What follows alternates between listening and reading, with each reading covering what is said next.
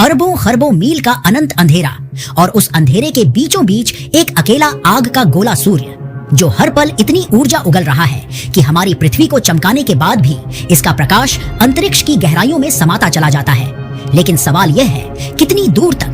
क्या यह प्रकाश हमेशा के लिए चलता रहता है या इसका भी कोई अंत है? आज के इस वीडियो में हम सूर्य के प्रकाश के बारे में जानेंगे कि उसकी रोशनी हमारे सौरमंडल के ग्रहों के बाद भी कितनी और दूरी तक जाती है और इस रोशनी से ब्रह्मांड का और कौन सा कोना रोशन होता है।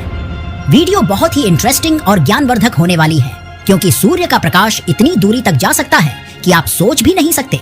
तो अंत तक बने रहिए क्योंकि आज के इस सफर में आपको कुछ अलग देखने को मिलेगा। सूर्य दिन में हमें जितना चमकदार और नजदीक लगता है उतना वो है नहीं। असल में वह 15 करोड़ किलोमीटर दूर बैठा एक विशाल न्यूक्लियर रिएक्टर है जो हर सेकंड लगभग 3,80,000 अरब मेगावाट ऊर्जा निकालता है।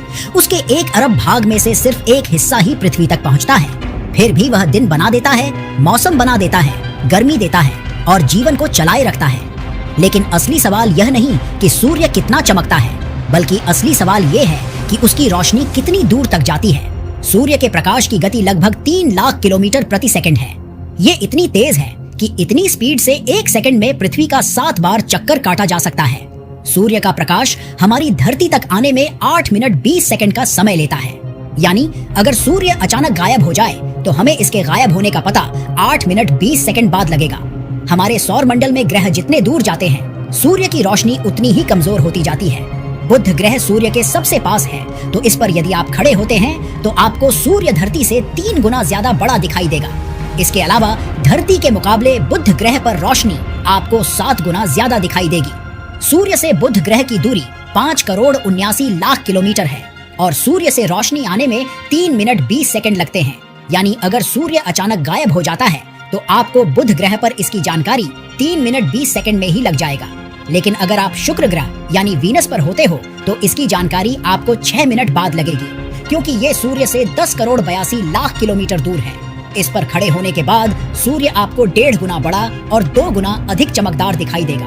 इसके बाद हम आगे बढ़ते हैं और हमारी मुलाकात मंगल ग्रह से होती है, जहां पर यदि आप खड़े होकर सूर्य को देखेंगे तो आपको सूर्य धरती के 1/3 भाग जैसा दिखाई देगा और रोशनी भी धरती के मुकाबले कम होगी, क्योंकि सूर्य से इस ग्रह की दूरी 22 करोड़ 80 लाख किलोमीटर है।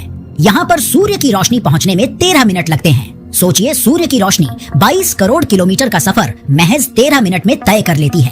इसके बाद जब हम बृहस्पति यानी जुपिटर पर पहुंचते हैं तो सूर्य हमें यहाँ से बहुत छोटा दिखाई देगा, जैसा एक तारा दिखता है वैसा। लेकिन तारे से ये थोड़ा सा बड़ा और बेहद चमकीला दिखाई देगा।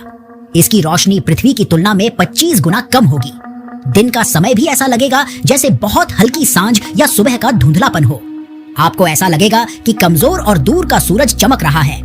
बृहस्पति से सूर्य की दूरी 77 करोड़ 80 लाख किलोमीटर है और यहाँ पर सूर्य का प्रकाश आने में 43 मिनट लगता है।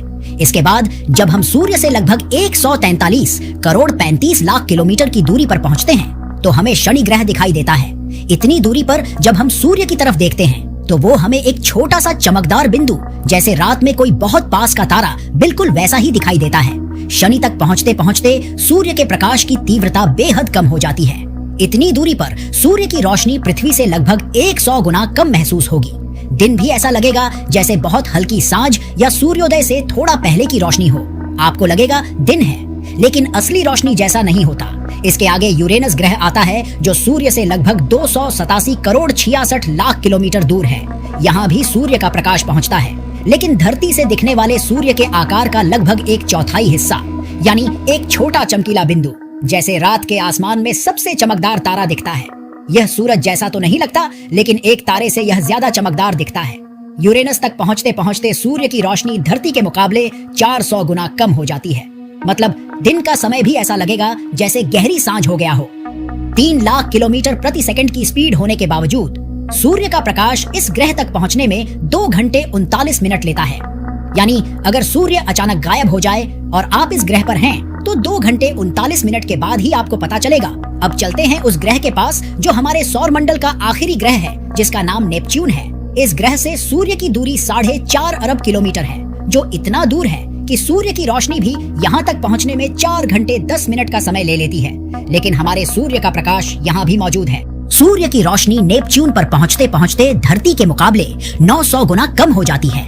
दिन में भी ऐसा लगता है जैसे बहुत हल्की सांझ या बरसात वाले दिन की धुंधली रोशनी हो। यहाँ पर सूर्य दिखने में एक तारे जैसा दिखाई देता है, वो भी काफी चमकदार और सफेद कलर में। ऐसा लगता है कोई सफेद बिंदु चमक रही है। अब जब हम 4.5 अरब किलोमीटर का सफर तय कर चुके हैं और ये भी देख चुके हैं कि सूर्य का प्रकाश यहाँ तक भी पहुँच सकता है, तो क्यों ना हम वहाँ तक चले जहाँ इसके रोशनी का नामो निशान भी ना हो।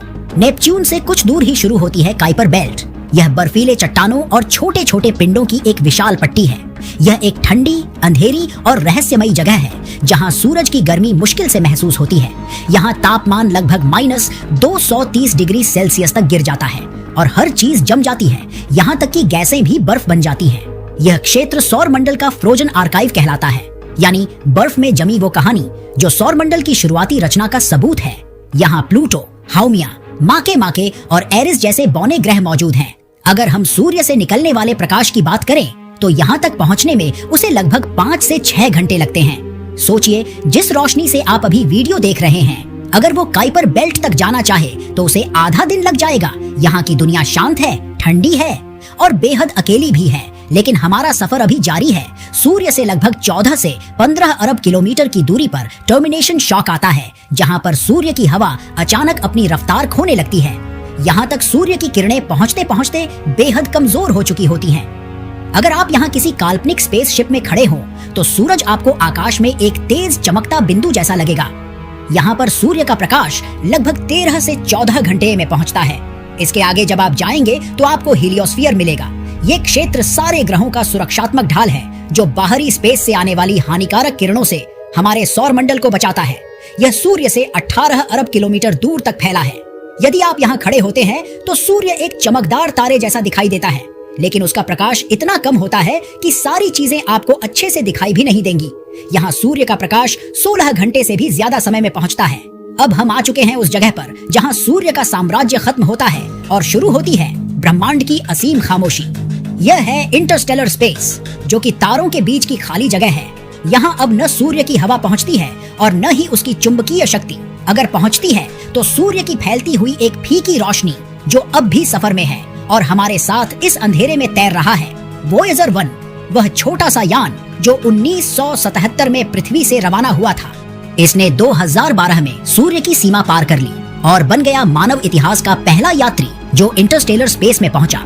आज यानी 2025 में वोयेजर 1 सूर्य से लगभग 24 अरब किलोमीटर दूर है। अगर कोई किरण सूरज से निकलकर इस तक पहुंचना चाहे तो उसे लगभग 22 घंटे 15 मिनट लगेंगे। अब आप सोचिए, वो किरण जो हम तक सिर्फ 8 मिनट 20 सेकंड में पहुंचती है, वही यहाँ पहुंचने में लगभग पूरा 1 दिन लेती है। यहाँ पहुंचते पहुंचते सूर्य का प्रकाश इतना मंद हो जाता है कि कोई भी वस्तु बहुत मुश्किल से चमकती है। अगर आप वहाँ खड़े होकर सूरज की ओर देखें तो वह अब आसमान में किसी साधारण तारे जैसा दिखेगा, बस एक सफेद बिंदु जो बहुत मुश्किल से टिमटिमा रहा है। उसकी रोशनी यहाँ तक पहुँचने में थक चुकी होती है। यह अब न गर्म है न चमकीली। अब हम पहुँचते हैं उस जगह पर जहाँ सौर मंडल की सीमाएं लगभग खत्म हो जाती हैं, जिसे ऊर्ट क्लाउड कहते हैं। यह सूर्य से लगभग 7.5 ट्रिलियन किलोमीटर दूर तक है। यह दूरी इतनी विशाल है कि सूर्य की किरण को यहाँ तक पहुँचने में लगभग 5.5 महीने लग जाते हैं।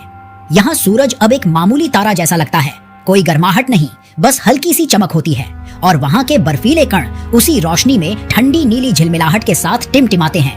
ऊर्ट क्लाउड के आगे जाने पर आपको सूर्य जैसे ही तारे देखने को मिलेंगे जो आज भी हमें नंगी आंखों से दिखाई देते 5 ट्रिलियन किलोमीटर दूर तक है। यह दूरी इतनी विशाल है कि सूर्य की किरण को यहाँ तक पहुँचने में लगभग 5.5 महीने लग जाते हैं। यहाँ सूरज अब एक मामूली तारा जैसा लगता है, कोई गर्माहट नहीं, बस हल्की सी चमक होती है और वहाँ के बर्फीले कण उसी रोशनी में ठंडी नीली झिलमिलाहट के साथ टिमटिमाते हैं। ऊर्ट क्लाउड के आगे जाने पर आपको सूर्य जैसे ही तारे देखने को मिलेंगे जो आज भी हमें नंगी आंखों से दिखाई देते हैं। अगर देखा जाए तो हमारे पास का सबसे नजदीकी तारा अल्फा सेंटाउरी सिस्टम है, जो सूर्य से लगभग 4 से 5 प्रकाश वर्ष की दूरी पर मौजूद है। आपको जानकर हैरानी होगी कि हमारे सूर्य का प्रकाश इस तारे पर भी पड़ता है। इसे वहां तक पहुंचने में 4.5 साल लगते हैं। मतलब अगर आप इस तारे पर हो और सूर्य अचानक गायब हो जाए तो हमें 4.5 साल तक पता ही नहीं चलेगा, क्योंकि सूर्य तब तक हमें वैसा ही चमकता हुआ दिखाई देगा। अब सबसे आखिरी सवाल, क्या सूर्य का प्रकाश इससे भी आगे जाता है? इसका जवाब हाँ, बिल्कुल। लेकिन इस प्रकाश का असर आपको देखने को नहीं मिलता, क्योंकि किसी खास उपकरण द्वारा ही इसे डिटेक्ट किया जा सकता है। साफ तौर पर प्रकाश कभी रुकता नहीं, वह बस फैलता है, कमजोर होता है और अंत में ब्रह्मांड का हिस्सा बन जाता है। हर किरण जो आज सूरज से निकली है वह कभी न कभी किसी कण से टकराएगी या किसी अन्य तारे की रोशनी में समा जाएगी, लेकिन वह कभी पूरी तरह नष्ट नहीं होगी। यानी सूर्य का प्रकाश अनंत तक फैला है। वीडियो पसंद आया